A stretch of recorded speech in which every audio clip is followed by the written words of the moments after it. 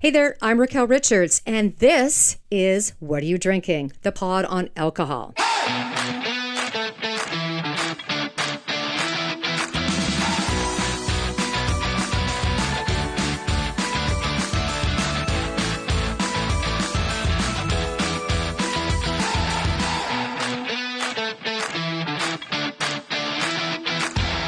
Hey there, this is What Are You Drinking? The pod on alcohol, and I'm Raquel Richards.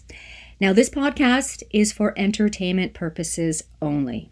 Don't drink and drive, and don't drink if you're underage. On this episode of What Are You Drinking? I'm going to review scrumpy. Well, in case you don't know what scrumpy means, it's another term for cider, usually applied to draft cider. Now, I'm not going to review draft cider, but no, draft ciders do exist. And I'm going to review one of my favorite ciders, and it's the OG of Canadian ciders, the brand, and that is Growers Century Dry Cider. Growers has lots of different ciders, but my favorite is the Century Dry Cider, one that comes in the smallest can. Now, the term hard cider refers to the fact that it contains alcohol. Otherwise, it's just apple cider. We don't call it soft cider because it doesn't have alcohol in it. It's just apple cider. But it's hard cider when it's got the booze in it. Now, cider is one of the oldest alcoholic drinks in the world. It dates back to ancient times. It's an old world beverage. Now, old world ciders typically use naturally occurring yeast that can be found on the fruit itself, on the milling and pressing equipment, and inside the fermentation vessels. This type of fermentation, referred to as wild or spontaneous fermentation, results in a markedly different flavor.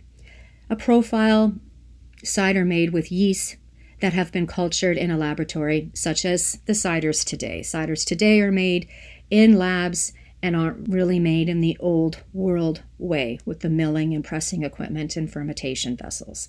That's why some ciders have a tinny taste to them. That's the lab process for you.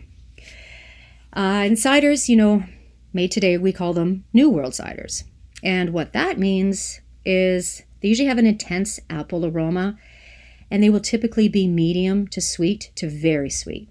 Even if the label claims the cider is dry or off dry, it is sweet. Pay attention to the sugar content. A lot of people like to think that ciders, because it tastes dry, it's dry. No. That's a teaser. That's not true. There can be more sugar in a can of cider than in a bottle of wine or in a citrus beer. So pay attention to that. If that's something that you don't want to be consuming, is a lot of sugar. And there is the carbonation, which will often be medium to high, like what you'd find in a beer. And the yeast character is often unnoticeable, though ale yeast can enhance the impression of the fruit or spice in a cider, and the overall impression is of sweet apple juice, not fermented apple, because it's easier to make it with juice than it is to be making it with real apples. So there we go, hence the lab technology, right? I'm not dissing cider, just letting you know, because many people are very confused with all that, and I get it. It doesn't sound very tasty.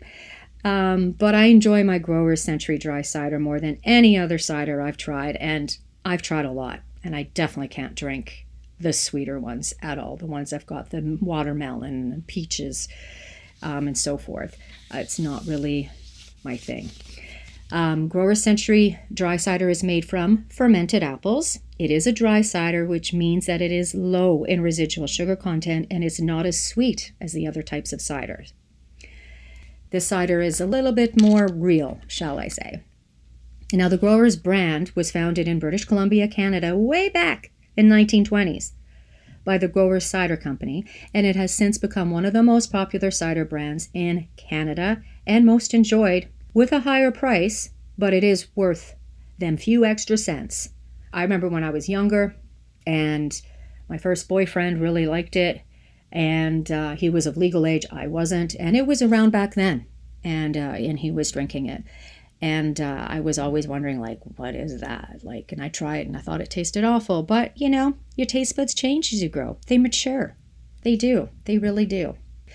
So I mentioned that cider is ancient and that it's an old world beverage. What's really good about cider is it's gluten-free. Now, that's the one reason why I drink it, and it's an alternative to beer. And I mean, I do drink gluten-free beer, but I find the one that I like a little bit sweet. But we'll be talking about that on another podcast. But cider is gluten-free. And it's also a popular choice for those who prefer a drier, less sweet cider. I'm meaning the Growers Century Dry Cider here is a popular choice for those who prefer a drier, less sweet cider. And it pairs well with a variety of foods, including cheese, meats, and spicy dishes. Yummy. It is also commonly used in cocktails, such as a cider mimosa or a cider sangria. Maybe you didn't think of that one, right? And I would say it's a better additive than the cheap wine you would buy to mix with your sangria. I think it's a really good alternative. So maybe check it out. Try it for one of your sangrias. But no, it'll be a white sangria, and buy a dry cider. Don't buy all of the high sugar ones when you're making a sangria, because sangria is sweet enough. Unless you're into that, buy yourself just a nice white cider and whip up a sangria and sit on the back porch.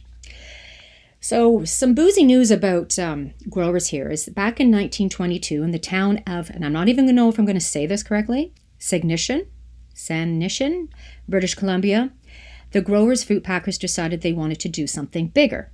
So they began looking to find additional market for their berries, because that's what they were producing was berries. And guess what? They produced from these berries. Why, of course, berry wine. They produced berry wine. Their berry wine gained popularity back in 1936, and then they later expanded into brandy and other types of wine. It wasn't until 1962 growers released their first cider, and they began to dominate the Canadian cider market as Canada's original cider brand, otherwise the OG of cider.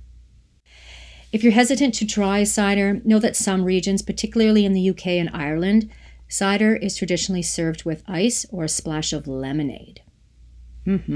This is a must, and it makes it very chilly, and the lemonade, which is my secret weapon in a lot of my mixed drinks, will add a hint of sweetness and flavor. I have to have my cider with ice and a straw in a tall glass. That's how I have to drink my cider. And adding a bit of lemonade to it, bellissimo. So Growers Dry Cider in Canada will run you $3.60 for a 355 ml can. So that can isn't very big. I don't like these big tall cans that we get now. I just find I can't drink it all. There's so much in there. So I appreciate this 355 ml on cider. So I hope I gave you a little bit of background on cider in general, and particularly on Grower Cider, Century Cider. Now, know that the LCBO in Ontario does not carry this one. You will have to go to places such as the Wine Rack or growers themselves to get this particular cider. So you have to seek it out, wherever you live, and find out how you can get it, because it's not at the LCBO in Ontario, but you can order it from growers themselves. So there you have it.